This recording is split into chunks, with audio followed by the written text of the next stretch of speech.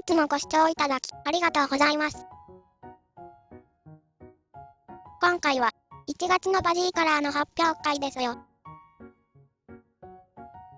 今回は初参加のバジーがたくさんいます。個性的な作品の数々をどうぞ楽しんでくださいね。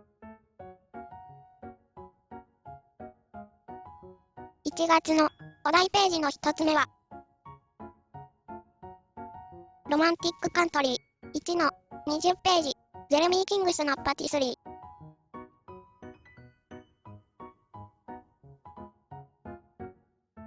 まずは私が塗ったページです。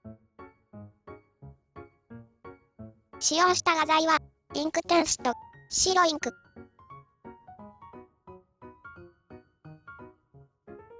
イラストのテーマはお菓子屋さんなのですが、私が塗れた夜の居酒屋みたいな雰囲気に仕上がりました。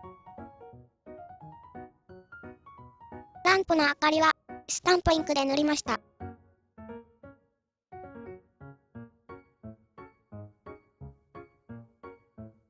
反省点はケーキ嫌いのせいか、ケーキがちっとも美味しくなさそうな色合いになってしまったことです。少し古びった感じを出したかったので、硬いステンシルブラシを利用して壁や地面に質感を描き加えました。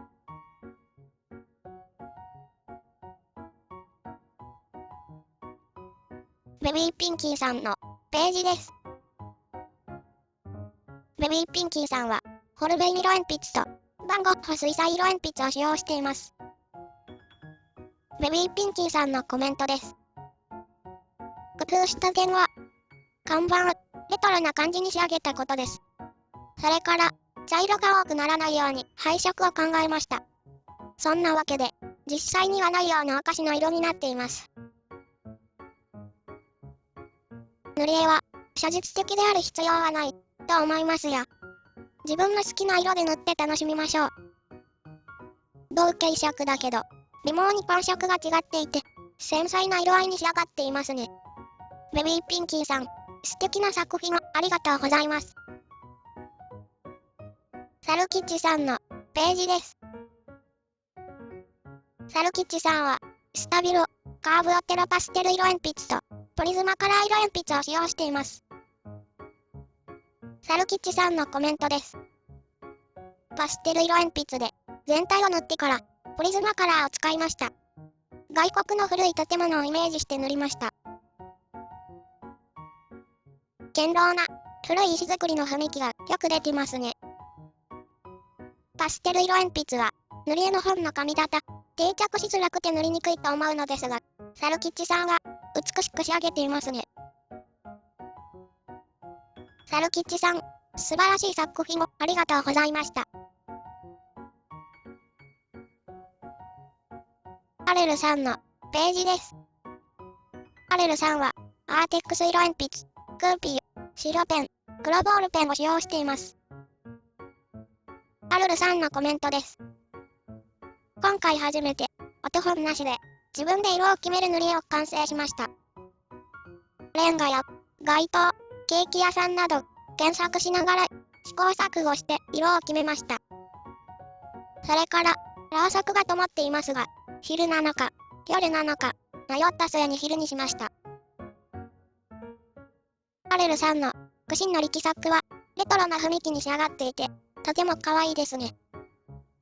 私もよく参考画像をググってますよ。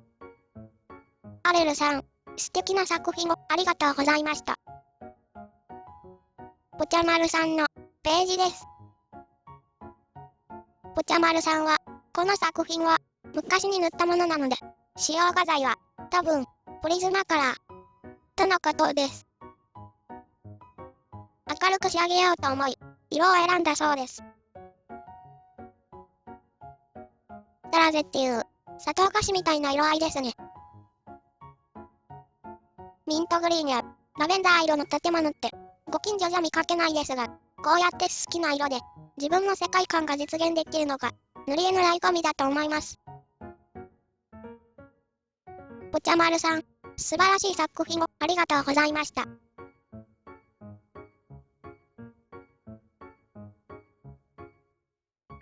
コットンママさんのページです。コットンママさんは、ポール・ルーベンスのオイルパステルを使用しています。コットンママさんのコメントです。いつものことながら、配色に迷いましたが、今回は、ワイナリーのイメージで、レンガ壁を最初に塗り始めました。参考にしたのは、配色セレクトブックです。オイルパステルだけで、細かい部分も全部塗っているなんて、本当に凄技だと思います。濃厚なオイルパステルだからこそ、表現できる質感も素敵です。オイルパステルで綺麗に塗るコツを知りたい人は、コメント欄で、どんどん聞きましょう。コットンママさん、回答よろしく。今回も、素敵な作品をありがとうございました。チャッチャさんのページです。チャッチャさんは、ポリクロムスと三菱ポリカラー色鉛筆を使用しています。チャッチャさんのコメントです。この作品は、塗りを始めた頃に、三菱ポリカラーで塗ったものを、今回ポリクロムスで、全面修正加筆しました。イメージは、古い素朴なケーキ屋さんです。ポリクロマスは重ね塗りも優秀ですが、三菱色鉛筆の上からなので、なかなかうまく色が乗らず、苦労しました。わざわざ、加筆修正して、参加していただけるなんて、光栄です。修正は大変だったと思いますが、出来上がりは、なんとも優しい雰囲気の色合いで素敵ですよ。チャッチャさん、素晴らしい作品をありがとうございました。アキさんのページです。アキさんは、ダーウェントカラーソフト、ダーウェントメタリックペンシル、ホルベインアーティスト、パンパステル、4B の鉛筆を使用しています。アキさんのコメントです。レンガの壁をパンパステルで、あとは色鉛筆で塗りました。影を 4B の鉛筆でつけました。メタリック鉛筆でアンティークっぽい感じが出せたような気がします。濃い鉛筆の影もパンパステルで塗ったふわっとした感じも素敵です。色鉛筆では表現できない質感があって、これだからいろんな画材が欲しくなっちゃうんですよね。アキさん、素敵な作品をありがとうございました。ゆねさんのページです。ゆねさんは水彩色鉛筆、油性色鉛筆、白インク、ラメ入り水彩絵の具、ラメ入りボールペンを使用しています。ゆねさんのコメントです。イメージしたのはパリのレトロ風な可愛いお菓子屋さん。正面から太陽の光が差し込むように塗ってみたかったのですが、いまいちうまく塗れなかったです。サラサラした感じと古さを出したかったので、壁とレンガと階段のところにラメ入り水彩絵の具を塗り重ねました。ピンクの壁と斜線で描かれた日差しがプロヴァンスっぽいですね。丁寧に描かれた石畳も素晴らしいです。ゆねさん、素敵な作品をありがとうございました。ゆうちゃんさんのページです。ゆうちゃんさんはアーテックス色鉛筆とユニカラー色鉛筆とポップなソフトパステルを使用しています。ゆうちゃんさんのコメントです。明るい色合いで塗りました。ロマンティックカントリーはまだ数ページしか塗っていないので、たくさん塗っていけたらと思います。ゆうちゃんさんのシンプルな配色が、例えるなら、アデリアレトロみたいな個性ですね。私も、ロマ感は、全然塗っていないので、みんなと、一緒に、できるだけたくさんコンプリートしましょうね。ゆうちゃんさん、素晴らしい作品をありがとうございました。ローラさんのページです。ローラさんはカラー色鉛筆とオイルパステルを使用しています。ローラさんのコメントです。途中で塗るのをやめようかと思いましたが、他のバジーも頑張って仕上げてると思うと、最後までやり遂げる励みになりました。とは言っても、出来上がりには満足はしていませんが、頑張って参加していただきありがとうございます。水色の壁やステンドグラス、美味しそうなケーキなど、カラフルでとても素敵な仕上がりですよ。私も一人で黙々と塗っているよりも、バジーがいると塗り絵が100倍楽しいです。ローラさん、素晴らしい作品をありがとうございました。三毛猫さんのページです。三毛猫さんのコメントです。出入り口の階段はテラコッタ色がいいなと思ったところから全体の色味を決めていきました。自分好みのテラコッタ色のレンガになるまで4色から5色ほどを何度も重ね塗りして納得のいくままに仕上げることができました。ただそこばかりに集中しすぎて後半はやや力尽きた状態で店先の看板やメニュー、ドアなどを塗ったので少し荒い仕上がりになってしまっています。でも自分としては楽しんで塗れたので十分です。深みのあるとても素敵な色合いですね。テラコッタの階段に当たるランプの明かりが暖かくて引き込まれてしまうケーキ屋さんです。三毛猫さん、素晴らしい作品をありがとうございました。紫さんのページです。紫さんはエコラインク、桜プチカラー水彩、セヌリエ、イリデシセントカラー水彩を使用しています。今まで眠っていた水性画材が今回大活躍したそうです。紫さんのコメントです。プチカラー水彩はお手軽塗り絵にぴったりです。エコライニンクのグレーはインレイに使えて便利でした。色鉛筆もいいけど、水彩の優しい質感もやっぱりいいですね。紫がアクセントになっていて、とてもおしゃれ。時間したい人、手が痛い人は、ぜひ水彩にも挑戦してみてください。紫さん、素敵な作品をありがとうございました。芝藤さんのページです。芝藤さんは、ポリクロマス、クレタケリアルブラッシュ、ペンテルプレタッチサインペン、パイロットのゲルインキボールペンを使用しています。芝藤さんのコメントです。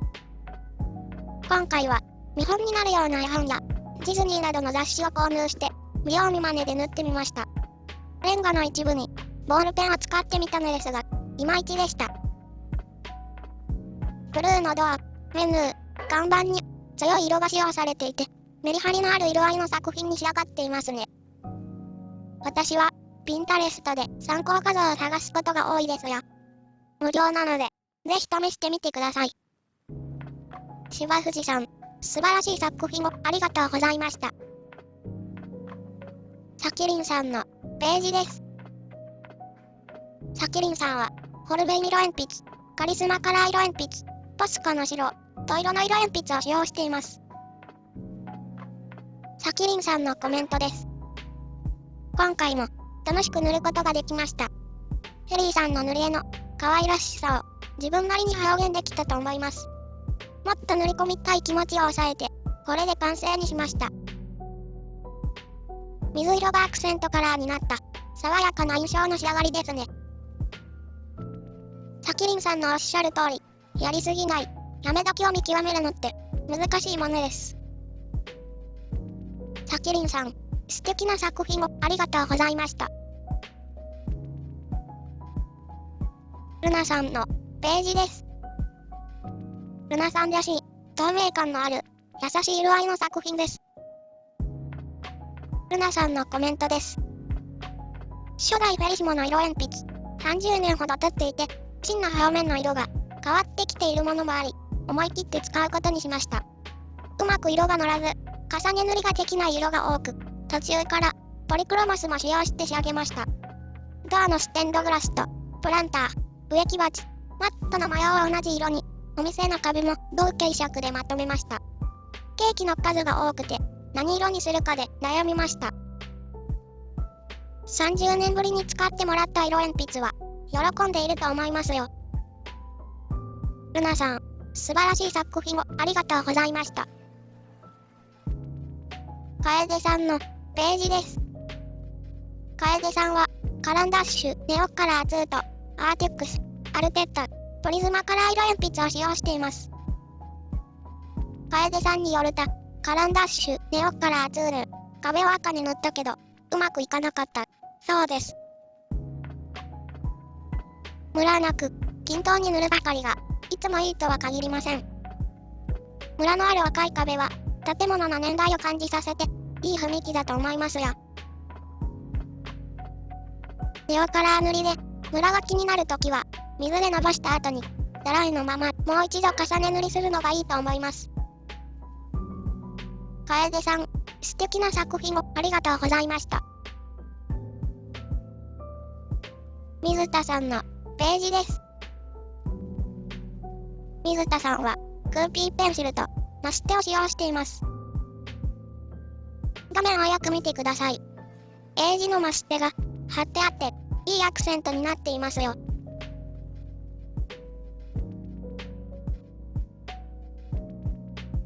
クーピーの粗い質感は、色鉛筆とは違った味わいがありますね。混色が面倒くさくて、多色の色鉛筆セットばかり使っている私は、12色だけでも、こんなにカラフルに仕上がるのか、と感心しました。水田さん、素晴らしい作品をありがとうございました。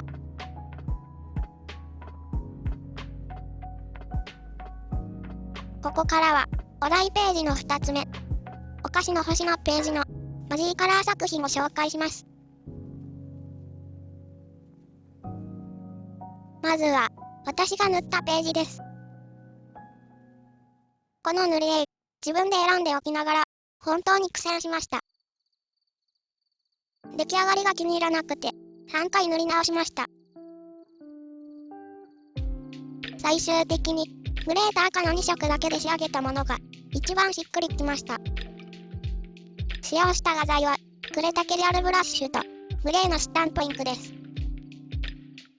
やはり、しっかりと完成形をイメージしてから、塗り始めることが大切ですね。そして私は悟ってしまいました。私はお菓子を塗るのが下手っぴ。スノーバードさんのページです。スノーバードさんは透明水彩、カリスマカラー、ホルベイ色鉛筆と水性マーカーを使用しています。スノーバードさんのコメントです。イメージは雲の中のお菓子のお家です。背景は透明水彩を下地に塗り、カリスマカラーで印影をつけてます。お菓子のお家はホルベイ色鉛筆をメインに使用。水彩紙に印刷したので、色鉛筆がなじまず、水性マーカーも動員しました。背景の雲のグラデーションがとっても美しいですね。ピンク色がアクセントカラーになっていて、ブルーの夜空によく映えます。スノーバードさん、素晴らしい作品をありがとうございました。サルキチさんのページです。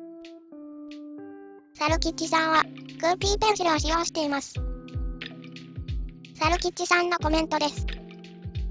最初、美味しそうな、かわいいお菓子の家にしようと思い、クーピーを使用しましたが、背景から塗ったら、最初にイメージした、かわいいとは違うものになってしまいました。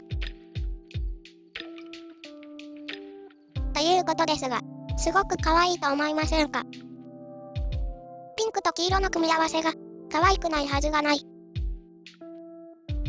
私は、クーピーペンシルで塗るのは苦手なんですが、こうしてみると、クーピーも、上手に重ね塗りができるんですね。サルキチさん、素敵な作品をありがとうございました。なっちゃまーしさんのページです。なっちゃまーしさんは、トイロのと氷色鉛筆を使用しています。なっちゃまーしさんのコメントです。難しかったのは、背景の色塗りです。綺麗な色が出なくて苦労しました。ポスカで描いた星の並びが、不自然な感じになってしまいました。なっちゃまーしさんは、そう言ってますが、素敵な背景ですよね。濃度の違う緑色が、背景に奥行きを加えています。お菓子の家もカラフルで、クリスマスみたいにキラキラしていて楽しそうです。なっちゃまーしさん、素晴らしい作品をありがとうございました。ぽちゃまるさんのページです。ぽちゃまるさんは、オフプスアルコールマーカー、アーテックス色鉛筆、シフノの白、ポスカを使用しています。ぽちゃまるさんのコメントです。お空にスイーツが描いてあったので、星座にしてみようと思いました。夜空がムラになってしまいましたが、いい解決方法がわからずそのままにしてしまいました。夜空のキャンディと、もう一つの何かを星座っぽく塗るのは、本当にいいアイデアだと思いました。ピンクのお菓子の家も、とっても可愛いです。アルコールマーカーは、ジグザグに重ね塗りすると、ムラになりにくいと思いますよ。ぽちゃまるさん、素敵な作品をありがとうございました。わなかさんのページです。わなかさんは、プリズマカラー色鉛筆と、桜ゼリーロールの白を使用しています。わなかさんのコメントです。すべて、ベタ塗りで塗りました。最初のテーマは、北欧のパンとジャムでしたが、塗っていったら、北欧と東南アジアの村を、足して2で割った感じになりました。統一感がなかったため、白ペンでラインを塗っていったら、少し、抜け感が出たように思います。私は、ってことか、東欧の、レトロなイラストみたいな配色で素敵だと思いました。確かに、輪郭線を白にすると、全体に、まとまり感ができますね。わなかさん、素晴らしい作品をありがとうございました。ポキポキさんのページです。ポキポキさんのコメントです。ポスターカラーみたいなベタ塗りイラストにしたかったので、不透明水彩を使用しました。最近入手したセヌリエイリジセントの光沢と透明感も試したかったので、薄めて上から重ねてみましたが、下塗りがやれてあまり綺麗になりませんでした。最後の書き足しに使った中国製パールゲルペンがキラキラもしっかり出て全体の収まりをつけてくれました。黄色と青のコントラストが非常に美しいです。ガッシュ独特のどっしりした風合いも素敵ですね。ポキポキさん、素晴らしい作品をありがとうございました。ユミさんのページです。ユミさんは水彩紙にプリントアウトしたものをダニエル・スミス、ホルベイン水彩絵の具、ステッドラーのミリペンで塗っています。ユミさんのコメントです。お菓子の家といえば森の中かなと思い、背景に木を足しました。私の場合は水彩は薄くぼんやりとなりがちなので、暖色の家と寒色の背景でコントラストをつけました。最後にパソコンで少し色を濃くしています。水彩の繊細なにじみとぼかしも色鉛筆とは違う美しさがあっていいですね。書き加えられた森の木々は元から描いてあったようにお上手です。ユミさん、素敵な作品をありがとうございました。コットンママさんのページです。コットンママさんのコメントです。お菓子の家の色選びに迷いました。茶系でまとめるのもありふれてるかなとか、最初赤や黄、青などで塗ったところ、自分のイメージとは程遠い配色になり、1枚目没。結局茶系で2枚目を完成しました。共感します。理想の色合いと実際に自分にしっくりくる色って違うことはままありますよね。眼彩の分離色がとても効果的に使われていて感心しました。コットンママさん、素晴らしい作品をありがとうございました。足が痛いさんのページです。足が痛いさんのコメントです。最初は水彩でやろうとしたのですが、思いっきり失敗してしまいました。どうしようか迷い、結局背景をデジタルでピンク色にベタ塗りし、それをカラー印刷して家にのっけせる色鉛筆だけを使い、残りを塗りました。アルコートのストロベリーのパッケージをイメージして配色しました。デジタルとアナログが上手に融合されていますね。バブルガムピンクが可愛くて美味しそうです。ほんのりとした色でまとめられた独特の雰囲気は素敵です。足が痛いさん、素晴らしい作品をありがとうございました。紅はるかさんのページです。紅はるかさんはプリズマカラー色鉛筆、アクリルマーカー、水溶性クレヨン、ペンテルズアールメタリック、マービーアーティストブラシを使用しています。紅はるかさんのコメントです。強制的に発表する機会があれば、うまくなるのではないか、と期待をして、勇気を出して参加してみようと思います。全部食べられるお菓子をイメージしました。見た瞬間、ギャーかわいい、と叫びました。荒井良二さんの絵本のような、明るくて、自由な雰囲気の世界観が、本当に素敵です。紅はるかさんの個性が遺憾なく発揮されていますね。素晴らしい作品をありがとうございました。子猫のトムさんのページです。子猫のトムさんは、ホルベイ色鉛筆、キットパス、ポスカの白、ペンテルズアルメタリックを使用しています。子猫のトムさんのコメントです。メタリックな質感を表現するのが難しかったです。背景は銀河のイメージにしました。なんて美しい銀河でしょう。とても幻想的ですね。メインカラーのラベンダー色は落ち着いた色だけど、きらめく銀河もあって楽しそうな雰囲気に仕上がっていますね。子猫のトムさん、素敵な作品をありがとうございました。三毛猫さんのページです。三毛猫さんのコメントです。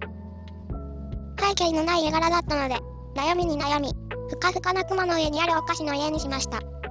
雲を描いたところまでは良かったのですが、お菓子の家自体はあまり気に入る仕上がりになりませんでした。でも、蓋菓子みたいな雲はお気に入りです。このお家が浮かんでいる感じが個性的でいいですよ。うさちゃんは天井のエンゼルみたいでファンタジックです。三毛猫さんのお菓子の家はリアルな色で塗ってあるので香ばしくって美味しそうですね。三毛猫さん、素敵な作品をありがとうございました。紫さんのページです。紫さんはパステルと水彩絵の具と水性マーカーなどを使用しています。紫さんのコメントです。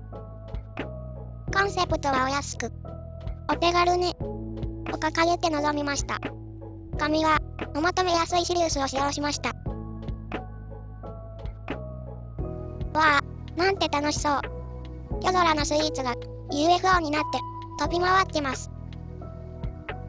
画面では小さくて見えないかもしれませんが、紫さんが描き加えた惑星には丁寧に家や木も描き込まれています。紫さん、素晴らしい作品をありがとうございました。ややかさんのページです。ややかさんはオフプアルコールマーカーとプリズマカラー色鉛筆を使用しています。ややかさんのコメントです。今回はうまく使いこなせていないオフプのアルコールマーカーを使用してみました。混色したかったのですが、結局できず、難しいですね。うさぎさんはピンク、お菓子の家はできるだけ美味しそうにカラフルにを心がけました。混色失敗とのことですが、独特の深い色合いに仕上がっていて、個性的でいいと思いますよ。ただ綺麗に仕上げたいなら、デジタル塗り絵が向いていますが、アナログのいいところは、失敗も含めて、個性が作品にダイレクトに現れるところだと思います。ややかさん、素敵な作品をありがとうございました。ルナさんのページです。ルナさんのコメントです。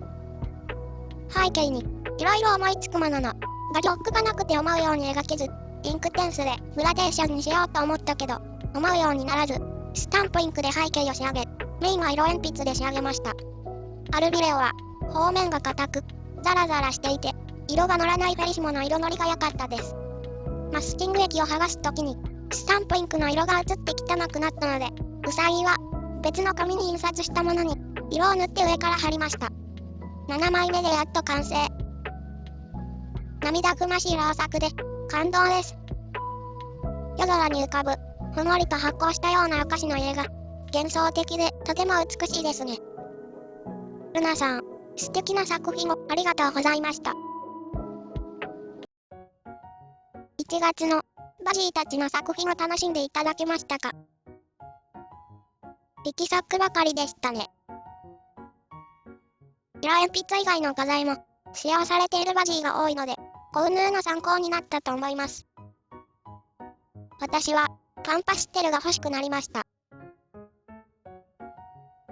背景のない塗り絵は、こうして一辺に並べてみると、アレンジにそれぞれの個性がよく出ていて、楽しいですね。バジーカラーは、なるべく異なるいろんなジャンルの塗り絵をお題ページに選んでいきたいと思っています。苦手意識を持つジャンルでも、どんどん挑戦してみてくださいね。すでにインスタでお知らせしていますが、2月のバジーカラーのお題ページはこちらになります。お題ページの1つ目は、ロマンティックカントリー1の58ページ、夕暮れのアコーディオン弾き。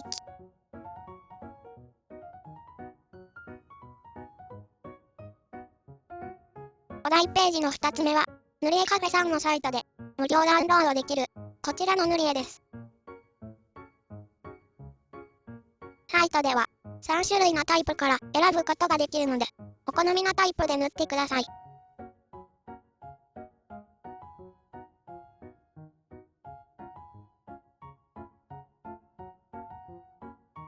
2月のバジーカラーの締め切りは2月の末日です。たくさんのバジーのご参加を心よりお待ちしています。ご視聴いただきありがとうございました。